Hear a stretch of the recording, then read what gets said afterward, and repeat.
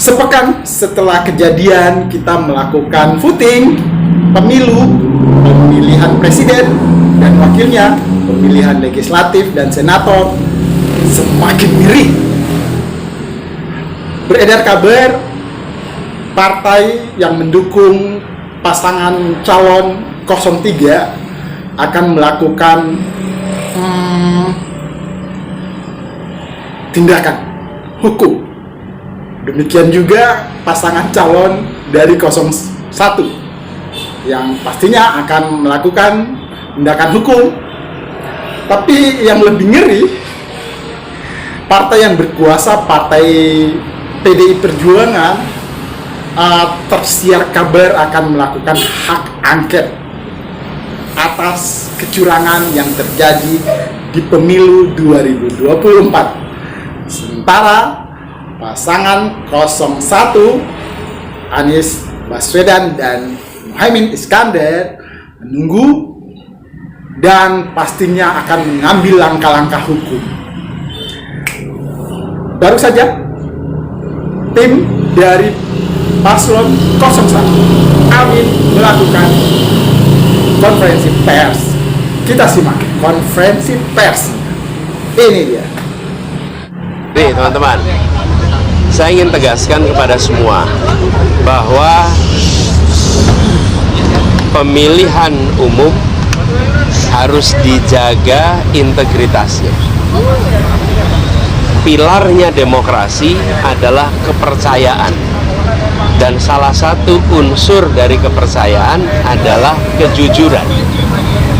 Agar proses demokrasi ini berjalan dengan baik dan menghasilkan pemerintahan yang berfungsi dengan baik, maka pilpres, pemilu harus dijalankan dengan kejujuran. Kami tidak mau gegabah. Tidak ada di hari pertama, hari kedua deklarasi kecurangan ini kecurangan, tidak. Kami tidak mau gegabah karena kami ingin menghormati rakyat Indonesia. Dengan rakyat Indonesia mendapatkan informasi yang akurat, yang matang, yang sudah terverifikasi. Itulah sebabnya kenapa tim hukum bekerja lengkap, dan kami bersyukur tim hukum ini sampai dengan daerah itu komplit di seluruh provinsi, mengumpulkan semua data, dan kami tidak akan menyampaikan informasi yang sekedar menimbulkan kontroversi, tapi kami ingin sampaikan kepada semua.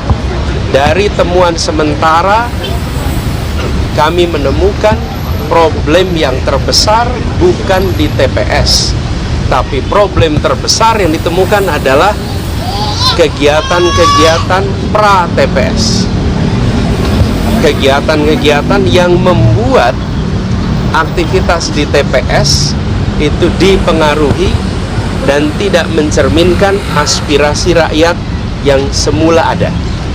Ini temuan yang paling mendasar, pra-TPS. Nah, pra-TPS ini banyak aktivitasnya, nanti detail akan ada. Ini yang sangat mengkhawatirkan.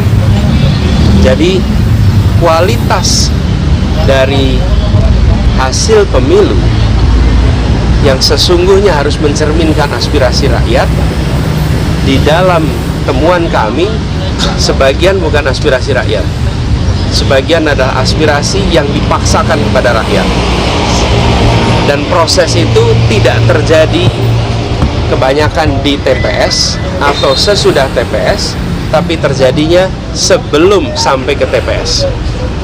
Sebagai sebuah praktek ketidakjujuran, ini adalah peningkatan kualitasnya dibandingkan yang dulu-dulu, dan ini yang bisa mengganggu demokrasi kita. Jadi saya ingin mengajak kepada seluruh rakyat Indonesia, apapun pilihan pilpres saudara-saudara sekalian, boleh memilih nomor 1, boleh memilih nomor 2, boleh memilih nomor 3, tapi harus sama-sama memilih pilpres yang jujur. Apapun pilihannya, mau pilih 1, 2, 3, harus sama-sama kita pilih yang jujur. Dan keberhasilan karena kejujuran akan menghasilkan kekuatan moral yang kuat. Tapi kalau keberhasilan yang tidak ditopang dengan kejujuran, apalagi dengan pelanggaran-pelanggaran, dia akan menghasilkan cacat moral yang berdampak besar. Saya ingin ingatkan pada semua, pelanggaran-pelanggaran seperti ini bisa terjadi di bidang-bidang yang lain. Kalau pelanggaran di bidang pemilu dibiarkan, sebentar lagi akan terjadi di tempat lain. Di kompetisi bisnis kita akan menemukan ketidakjujuran. Di dalam praktek-praktek perubahan peraturan kita menemukan ketidakjujuran. Jadi penularan akan terjadi bila peristiwa di sini dibiarkan. Karena itu pada siang hari ini ketika kami berkumpul bersama di sini, kita mendengarkan. Nanti sesudah semuanya lengkap, pada waktunya tentu akan ada langkah berikutnya. Tapi sekali lagi saya ingin sampaikan, kami tidak gegabah, kami tidak akan menyampaikan informasi sekedar membuat kontroversi, karena kami ingin menghadirkan hasil pemilu pilpres yang berkualitas, yang penuh dengan nilai kejujuran. Itu yang bisa saya sampaikan. Artinya sekarang akan melaporkan juga langkah konkretnya. Apakah sudah ada komunikasi juga dengan tim THN 03, kan juga katanya berkomunikasi cukup intens dengan 01. Bagaimana Pak langkah selanjutnya? Sekarang semuanya lagi dikumpulkan. Jadi saya sampaikan tadi, kami tidak ingin separuh-separuh, biar tuntas semuanya. Di daerah sekarang proses pengumpulan sedang jalan terus.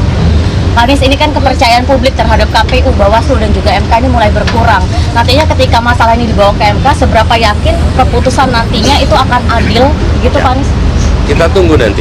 Yang jelas bagi kami sekarang, kami ingin agar semua informasi yang terkumpul terverifikasi, solid, dan kami minta kepada semua jajaran aparat pemerintah, jangan ada yang mengintimidasi mereka-mereka yang mau bersaksi.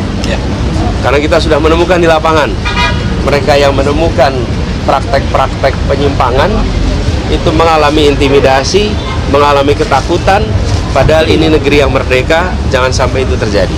Masalah SIM Pak Anies ini kan salah satunya, mungkin kalau misalkan peran TPS apakah terkait pelanggaran yang dilakukan tapi tidak ditindaklanjuti oleh Bawaslu, dan mungkin kalau misalkan dari Parpol sendiri, Gus, dari PKB akan mendorong untuk melakukan hak angket di DPR untuk pemanggilan ke KPU Bawaslu, seperti apa sih Gus? Karena Pak Ganjar juga mendorong untuk hak angket kecurangan dibawa ke hak angket DPR.